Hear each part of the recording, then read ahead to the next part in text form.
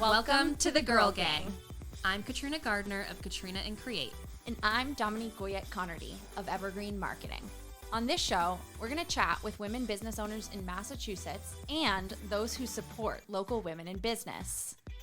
Because girls don't just want to have fun. They also want to sell real estate. They want to open a brewery. They want to teach others to invest in the stock market. They want to take stunning photos, plan lavish parties, and help people recover from injuries. Girls just want a podcast. What can we say? We're girls.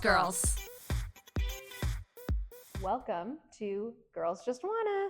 Yep, that's us. That's us. Okay, do we want to do a tax update? Yeah, I think we should do a tax update. So one of the last episodes, was it last week or the week before, we were talking about how I was crapping my pants because my accountant was telling me I owe the IRS $20,000, which I do not, because I do not make a lot of money. Just heads up. I was so scared for you. I was scared for me. I was like, well, Mom, I'm coming home. I was thinking about it like that, and I'm like, I was ready to move back in with my parents. I thought about texting you to ask, and I was like, what if it's terrible news? Yeah, and right. She doesn't want to talk about it. Right? So, but I was like, no, there's no way, because I did not make enough money.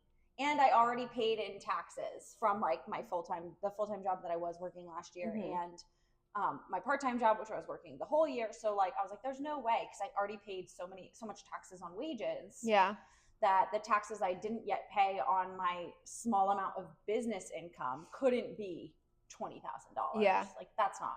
So was it $20,000? It was not. Okay. So as I predicted, it was like just under 3,000, which, I mean, I hate that for me, but at least it's not 20,000. And I kind of figured it was going to be 3,000. Yeah. So that's all sorted. But boy, did I have a roller coaster of emotions Yeah. while the accountant tried to figure out where we went wrong. Yeah. I did make one mistake, which is how they got the 20,000 number. Okay. Like, I put a number on a line where I shouldn't have put it. Yeah. And then you know how it goes. Mhm. It just blows up the Mhm. entire tax filing process. Yeah. And here's what I learned from that process is I made one mistake. However, they made several mistakes and didn't catch it. And, you know, what's done is done. But also, once I fixed with them that one number, they were like, oh, great. Okay, so now now that number's come down, you're not paying the penalty to federal for not paying in. You're not paying the penalty to state for not paying it, like having overdue taxes. Sure. You're not paying the penalty fee, because they also thought that I didn't have health insurance for the first 9, 10 months of the year. Mm-hmm. You get feed Yeah. for not having health insurance. Tell me how that makes sense. Yeah. I called my mom. Now, mind you, I did have health insurance for 11 out of 12 months last year, because I did have a small hiccup when I was switching insurances. Nonetheless, if I were hypothetically uninsured, Yeah. I am not benefiting from that. Right. Like, I am not getting proper health care. I'm going to be on my soapbox for about 60 more seconds. Okay, just stick with me. I am not getting health care. I'm obviously either avoiding doctor's appointments, dentist appointments, whatever, or paying out of pocket exorbitant like rates. Right. And you're getting penalized. And then they turn around and say, well, you didn't pay for insurance, so you're going to pay us more. Yeah. So they're like, my accountant's like, oh, well, good. Now that we know that you did have this insurance, we messed up or we didn't realize. Okay, so now that, it was like a $600 fee or something. Mm-hmm.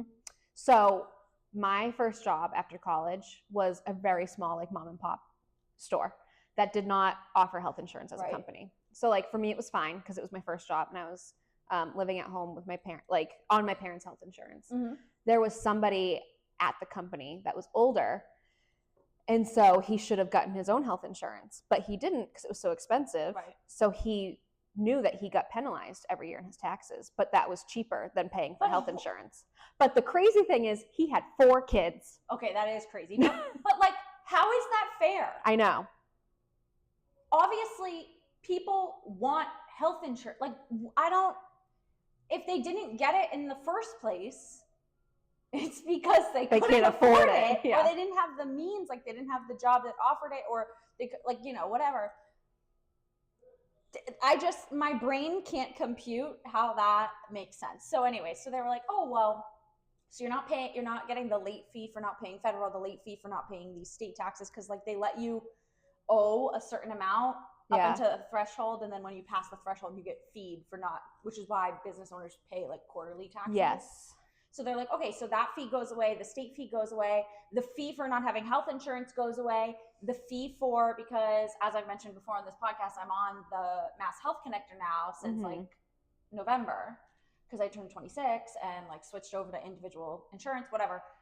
So they're like, oh, also before, when we thought you made all this money, you were then getting penalized for having Health Connector, which is like a discounted rate of insurance. Yeah.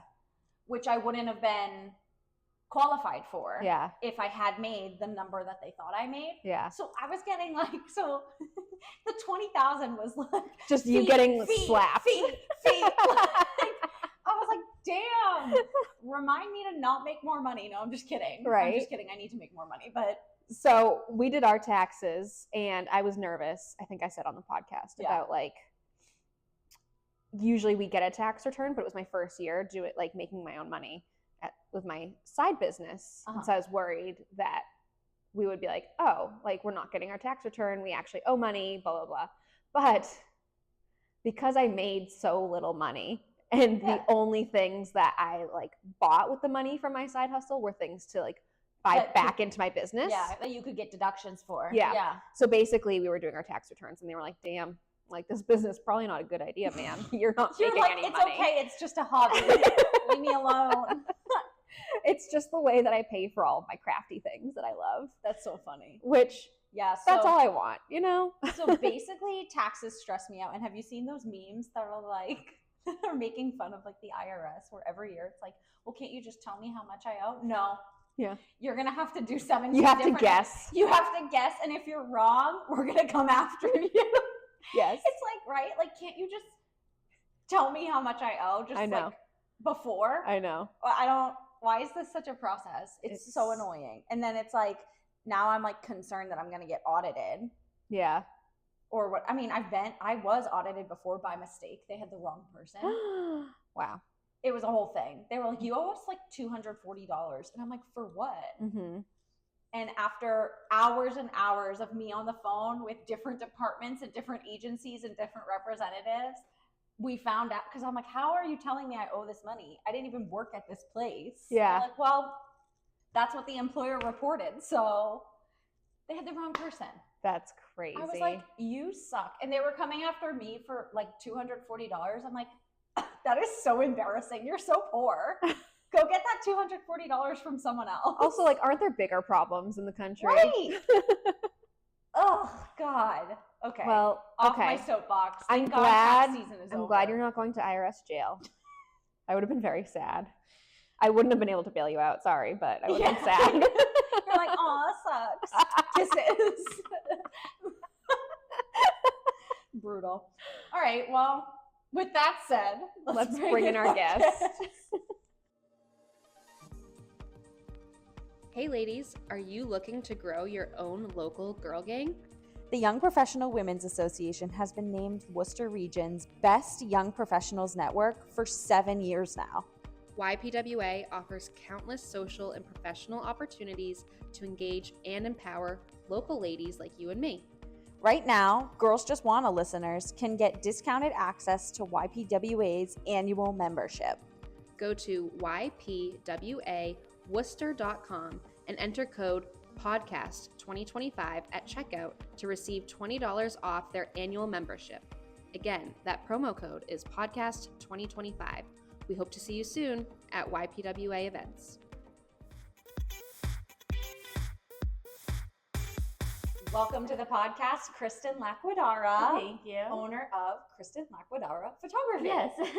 Thank you. I'm so excited. We're so happy to have you on. I'm glad this worked out last minute. I'm glad that your sister referred you. Yes. And everybody, fellow Falcon, fellow Yes, Fitchburg Fitchburg State State. alum.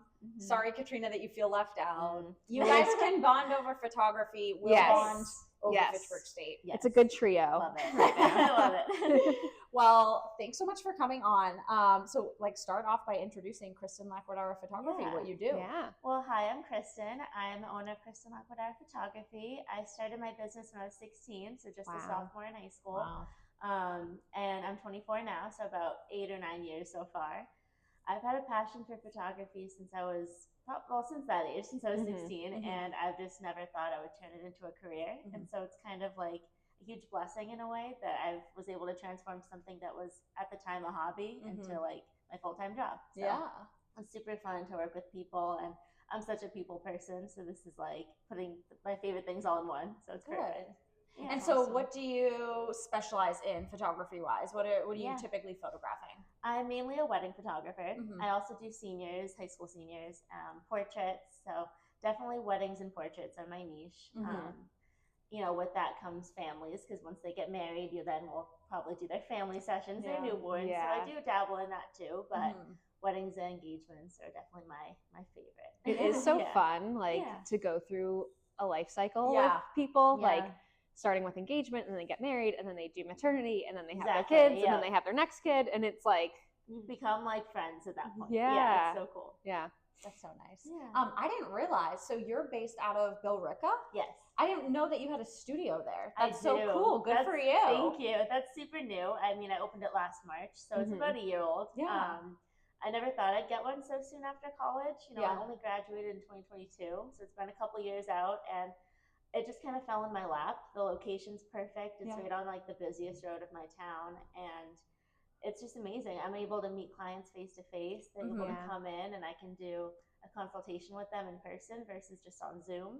You know, it lags sometimes. It's not as personable. Yeah. So it's super cool to like have that interaction. And then also I do sales meetings in there. And then, of course, I take photos in there too. So it's a studio and like a consultation space. Yeah, she Yeah. has all those like fancy backdrops, like they Love pull it. down from the ceiling. I was like, okay, Kristen. Yeah. Well, I can't take credit for that. My dad and my uncle installed that for me. And Yeah, but that comes with being a course, small business owner. totally. Everybody in your family like also works for you part time. Right. My dad's like my manager. Yeah. Like, he does all the money stuff. And I hear Katie's like at all the expos that you Oh my go to. gosh. She's your sales manager. Pretty much. She's like my marketer. She got me this job. Yeah. So it's super cool. Like they're all like in it with me. which is Yeah. fun. I love Yeah. that. That's Yeah. awesome. So you mentioned that like from a young age you were interested in photography. Did you know that you would end up doing it as a career, or did you just kind of think, oh, this is fun, and then it just kind of all worked out? I mean, at the time, like, you know, I got my camera when I was 16, so no, I didn't expect to be here where I am now.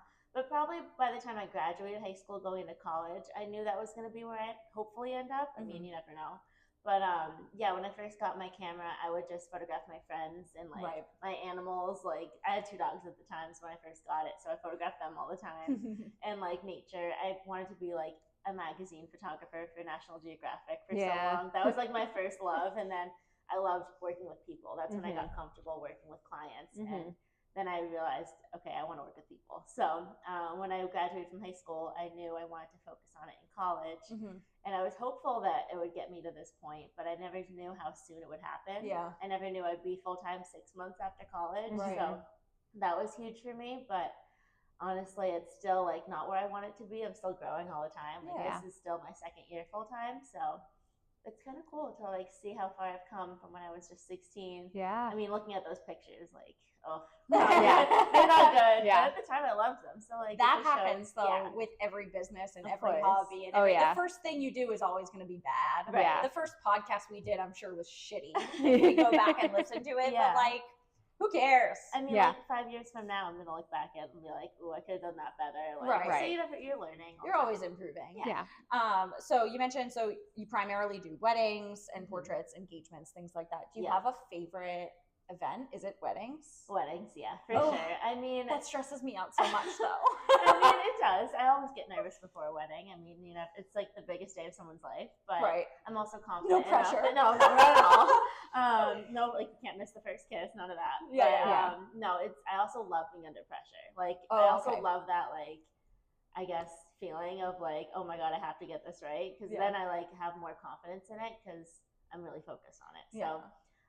Definitely weddings though are my favorite. I love not even just the day itself, but the process. So booking them, like consultations. Like you mentioned, I do expos sometimes, so I'll meet clients that way too. And just even that, even if they don't hire me, like I love just like meeting new couples that are like in that stage of their life because it's just so cool. I haven't gotten there yet, so it's cool to like meet people that have. And my sister's getting married, so I'm like seeing her perspective, which is really fun. Are you photographing her wedding? No, you're a participant. I'm her maid of honor, but everyone's asked me. It's not. I get it all the time. People are gonna be like, "Where's your camera?" Yeah. At home. This is my sister's wedding. Yes. Let me enjoy. Yeah, exactly. I found, so I was telling you right before we started recording that I used to do weddings, and it made me realize what I did and didn't want at my own wedding. Yeah, I don't know if you're, I was like, I do want this type of thing at my wedding, because you go to so many and you like see the behind the scenes and how things run and like, so fun. But what I used to also do was like panic on the way to the venue and like triple, quadruple check, pull over, like, check your bag. Even just for a session, like I'm always like at a red light, I'm like, my camera didn't leave, right? Did it escape me?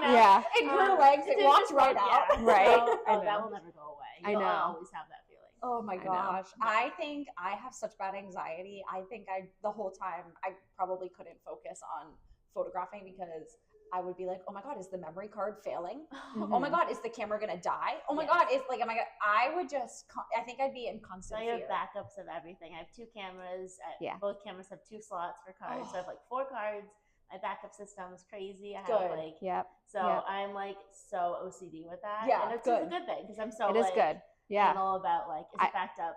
Even if it's midnight when I get home, I'm backing them up. Yeah. Like, Yep, I learned that lesson the hard way once. No, so please share with the group. I did lose photos from my newborn session because my memory card corrupted. Yeah. Is that like your worst fear? Oh my God. Or have you, having all the backups in place been like, no, there's like worse things that could happen because I know I'm there's safe. always worse things that can happen. It was like a great lesson. Like it's never going to happen again because Right. now I know about making sure I have dual memory card swap, all that stuff. But the weirdest thing was I had the worst acne of my life the next day.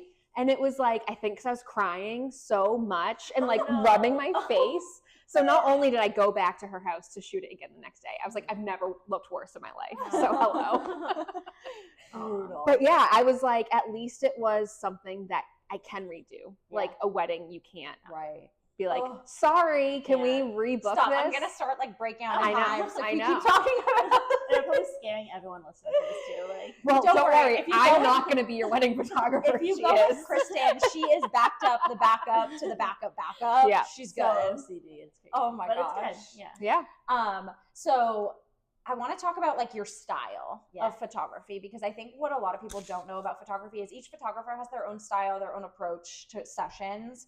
And I guess you want to, and I guess I don't know that much about this, but you want to like go with a photographer who fits the style that you're looking for. Absolutely. How would you describe your style? Yeah, so my photos are very lively, very true to color. I'm all about like matching skin tones. I'm not changing the lighting or the color too much because I want it to look realistic. Yeah. But I also want them to feel like they're not just frozen. They're like, they're candid, they're documentary, but they're also very natural. So I love like when my clients can go back, look at their gallery in like 10 years and it looks exactly what they remember. Yes. There's and no alteration. I think that's great too because you can see like trends in time and like, when I was doing wedding photography, everything was like not whitewashed, but like still is pretty bright, like we really erased some shadows from people's noses there accidentally. And you can like tell. And so I love the approach of trying to, stay true to color and be a little bit timeless with delivering these photos. Yeah. Trends fade so fast too. Like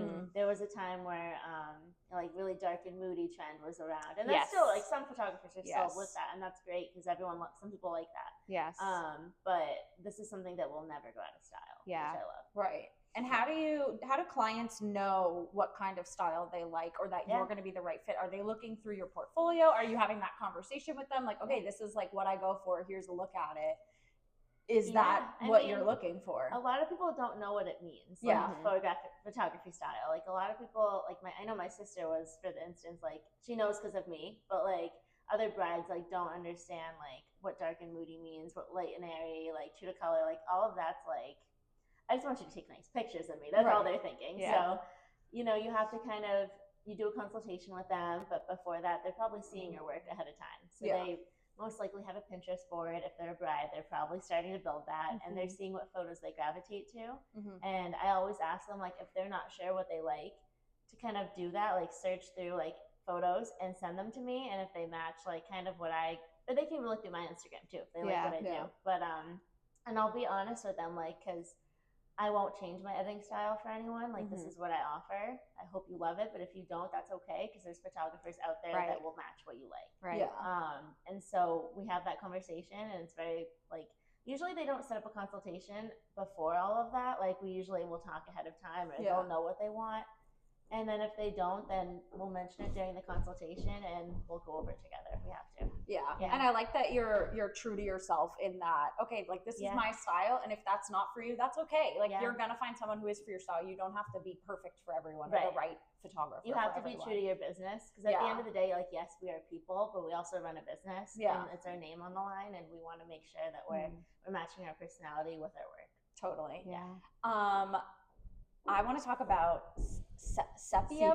Oh my sepia gosh. bride. Oh my gosh. Stop. Does everybody know this TikTok thing? Tell me you saw this. Oh yeah. Yeah. Okay. Can you give us, like, for people who don't know, what happened with sepia bride on TikTok, and why that comes back to this lesson of knowing what style you want in your photography? So there was this bride on TikTok, I think, and this is all allegedly. No one come me with this. I saw this on TikTok. I think it was a couple years ago now. It was probably at least a year. At least a year. Okay. So she posted on TikTok her gallery. I think it was even just some of her photos. It was not the whole thing. It was like 10 examples. For those of you that don't know what sepia is either, it's like when your photos are more darker, like brown, almost muddy kind of. And so some people love that like darker style, but I don't think this bride, and I don't know how much the photographer expressed with her, like her style. I'm sure she researched like this.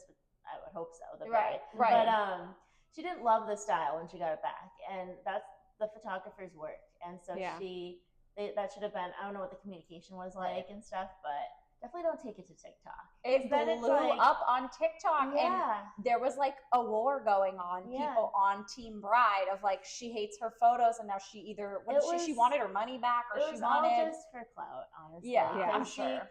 I think they're divorced, aren't they? I mean, I saw that, but that's what happens. Is these brides will go on TikTok and like say that they're demanding the raw files, and typically photographers do not hand over the raw files because that's your property, that's your creative work, and handing it over. So I think that's what was happening, and then the photographer like tells her side, and then everyone on the internet like switches and is like, oh, we don't know what happened behind the scenes. We're all just what's being shown online, and like we don't know what's going on. So she's probably like making it sound worse than it is, and we don't know, but it's just, you don't bring a business down like that. You handle it on your own. Yeah. That's how I feel about it. So moral of the story, you should be doing your research if you're hiring a photographer and looking at what their photos look like before you hire them, and then they deliver your wedding day pictures and you're like, I hate all of these. Right. Don't just hire a photographer because of their name.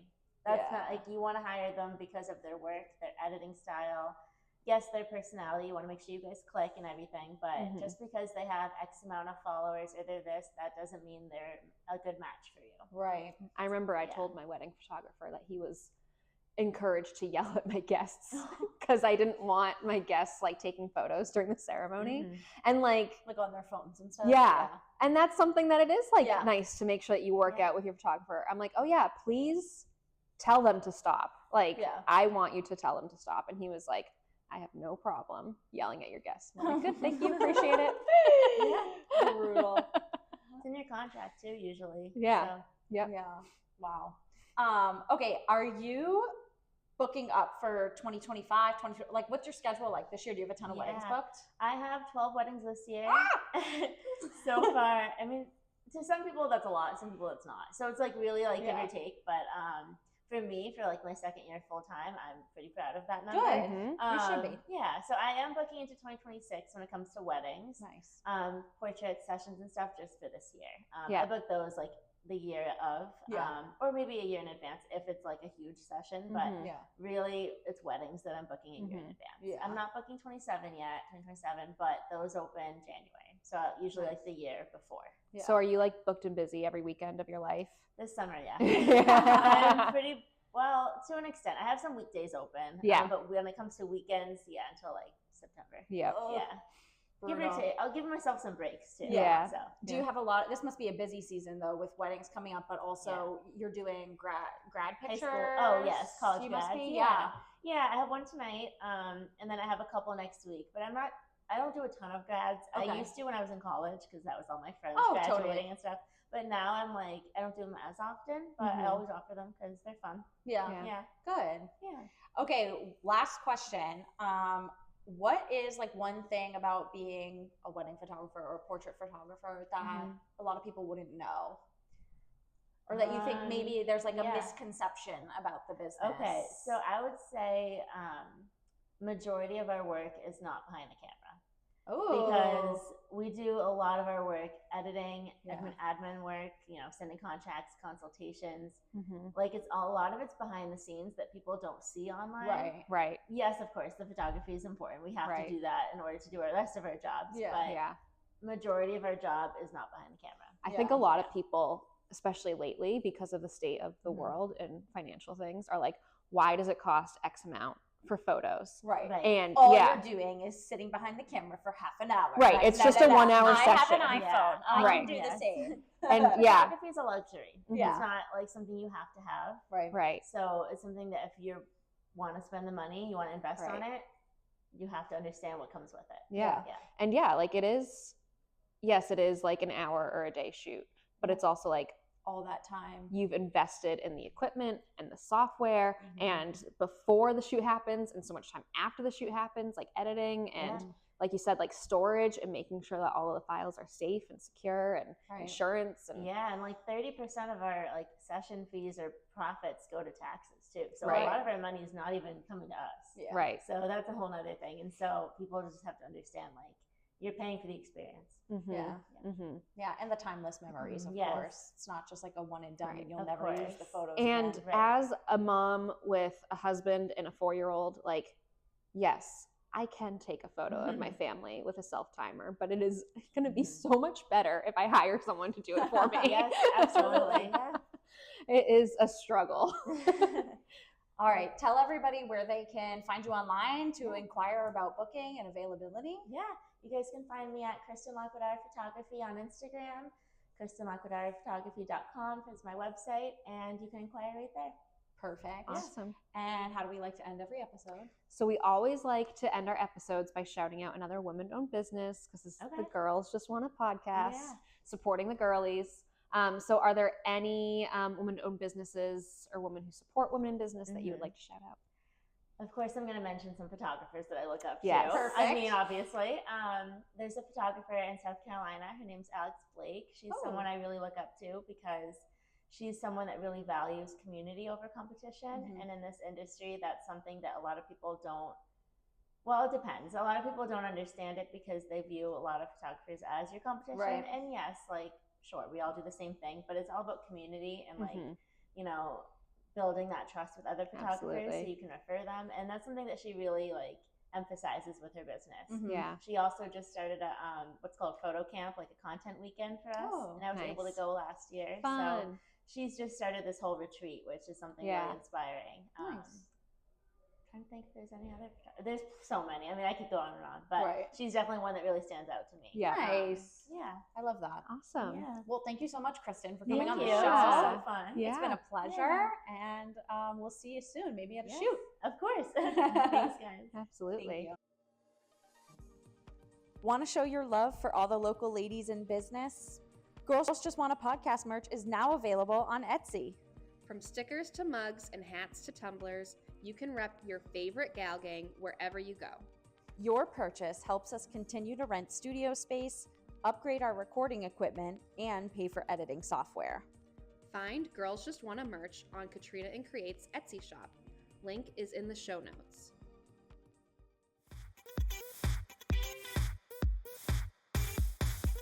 All right, we're back. Hard it or hate it. Hard it or hate it. I'll go first. Sure. Hard it or hate it, car fresheners. Do you have them? Do you use them? Do you like them in other people's cars? I guess I'll go hard it. So my husband always has one in his car, and like that's fine. It's great. This is probably not surprising about me. I'm the type of person that like will buy one on a whim, and then it like goes through its life cycle, and then it stays in my car. It stays in your car for 5 more years. Yeah. And then classic. I get another whim. Like I'm not so attached to them that like I have a habit of keeping up with it, but like sure, I like it. I like them. It's just a little added. Mm-hmm. But I will say, like, I put one in my car, right? And I get in the next day and it like smacks you in the face. It's so, fragrant. And then after that, I never notice it again. Mm-hmm. But I still will like replace them every couple months. Yeah. As if they're doing something besides smacking me in the face with their fragrance on days 1 and 2 and then not doing anything. Yeah. Yeah. I usually don't notice it like that. Like, right. I get it, and I'm like, oh, this is amazing. And then 2 days later. And then I think there have been times as you and I have discussed, I hate, like sometimes I hate letting other people drive or going in other people's cars because I get super car sick. Mm-hmm. But some people will have like overkill on the air fresheners. Yeah. And it's like that alone will make me car sick. Yeah. Like we don't even have to start driving. I'll just throw up right now. Oh my God. It's like overkill. Oh, yikes. Yeah. Yeah, I mean, I'll say hard it. I'll say hard it, but like, Yeah. Okay, mine is hard it or hate it, candle warmers. I don't have one, Mm-hmm. but my mom has one. I had her house like right when you walk in the door. It's like on that first level, which is like all open concept. And every time I walk in, I go, Are you cooking something? Are you baking something? It smells so good in here. And she goes, It's the candle warmer. Because I forget, because it's just this tiny little one that's over, like I wouldn't see it. And I'm like, wow. And that really like fills the whole like first floor open concept. Yeah. So yeah. I'm going to go hard it because I love the way my mom's first floor smells. So I don't have one. I've usually been like, and I don't want candle warmer type of person. Like I love lighting candles. Yeah. I love the ambiance of the flame. fire. Yeah. I'm like, what do you call that? The flame. Thank you. But okay. So I think we've talked about how I am planning on painting my living room. Yeah. I've been planning on painting it for like 6 months now. And I was going to go darker because of the soot that I have from my candles being on my mantle and like on shelves on the wall. And they leave they do kind of smoke. Leave, yeah. Like a residue. So part of me is like, well, maybe I'll go darker, but I'm not going to go darker with my paint because my living room's just too small. It's not going to look good. So you should just get into the habit, but you won't do this, of washing your walls. It like doesn't work. I tried to wash the soot and it just With what? What did you try to wash it with? Just like a towel? They have wall cleaner that's like foaming. Oh, I've never tried that. Walls. No, I tried using a couple different things. Magic eraser was like the first thing I tried, and I felt like it was just smearing and making it bigger.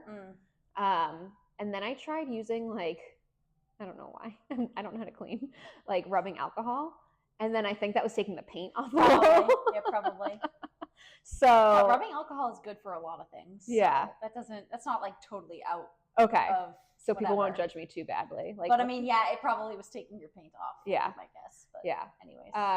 Okay. Well, I could try wall cleaner stuff. Okay. So, but back to the candle warmer thing before I got us off track.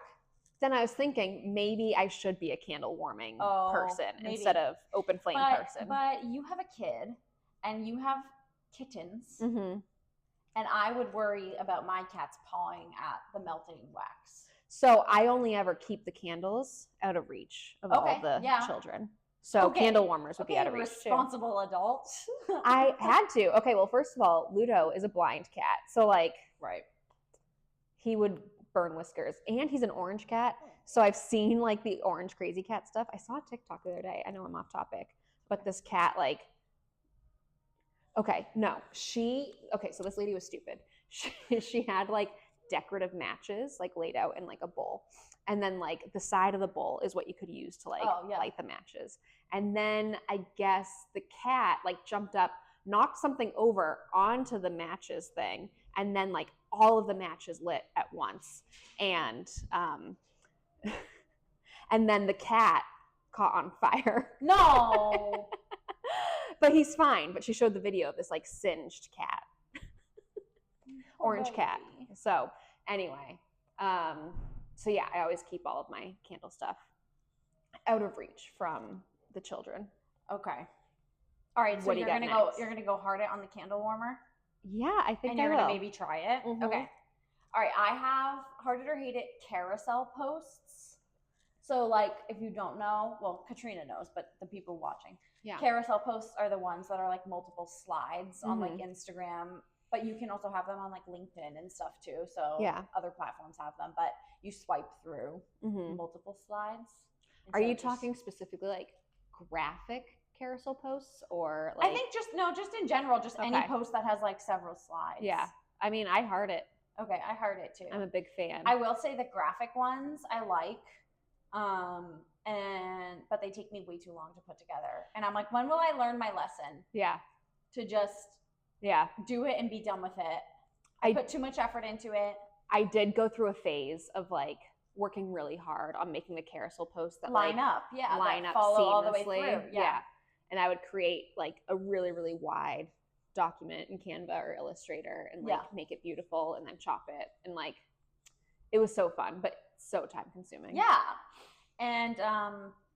And then I like the ones that people do, like where it's like a collage of images, and as you swipe, like it seamlessly, the image transitions over. So like I like those a lot, but it's just so much time. It's just so much effort. I actually don't really like the photo collage ones. Oh, really? I've always been a little anti-photo collage on Instagram. I think it's because I just want to see every picture as big as I possibly can. Yeah.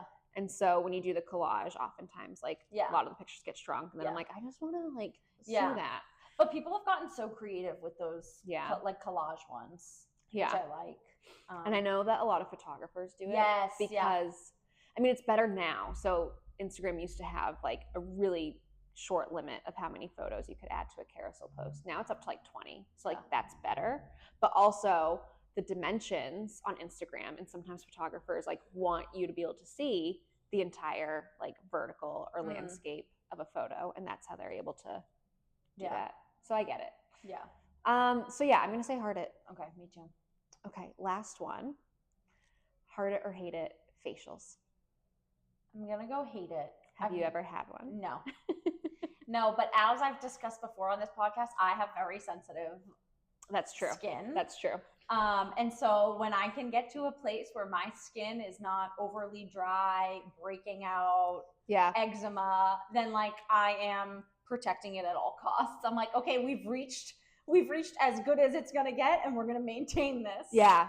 So for me to go and get a facial like right now, it could throw me out of balance one way or the other, and I would be pissed. That's a really good point. Yeah. I don't want to risk it. When I was getting married, I decided to start giving myself facials months and months before the wedding. I was like, oh, I'm going to start doing like a facial a month, like leading up to the wedding, to kind of try to get my skin to a good place. I thought you were going to be like, so like 2 weeks before my wedding. No, and it was a good thing I started so early, because I did learn that every time I get a facial, since then too, I break out. Yeah. And I think it's because they bring all of the acne to the surface, like anything that was like, you know, deep in there is like expel it. Yeah. But so it helped me realize that like, okay, if I get one before my wedding, I should go like 3 weeks before my wedding to give my face time to like, whatever. So that still happens. And I am usually like, I have super sensitive skin, like blah, blah, blah. I now go to Truth Organic Spa in grafted, which is really great. And they use like really great like organic products. But I heart it, if you can't tell. Okay. It's like the best form of like self-care that I enjoy. It just feels like such pampering. And I don't even think it like does much to improve my skin. I just think it's like a good way. Yeah. A good way to like unwind for an afternoon. Yeah. And they do extractions where I go, which I do really enjoy. Oh, okay. But yeah, it does. I love it when it works for other people, but I am trying to be as low maintenance as possible about my skin. And I think that's like working the best. Yeah. So I'm trying not to F with it. Yeah. They do also give me tips. Like they're like, you should have like I think a few years ago when I went, they were like, you need to like lessen your skincare regime. Like stop with all of the cleansers and toners. Like just use a gentle cleanser. Yeah. And a moisturizer. I'm pro that approach. Yeah. Yeah. So anyway, I heart it. Okay. I'm going to go hate it still. Okay. Haven't done it. Not going to do it. All right, fine. All right. That's it for Heart It or Hate It. And we will see you next week. Later, ladies. Later.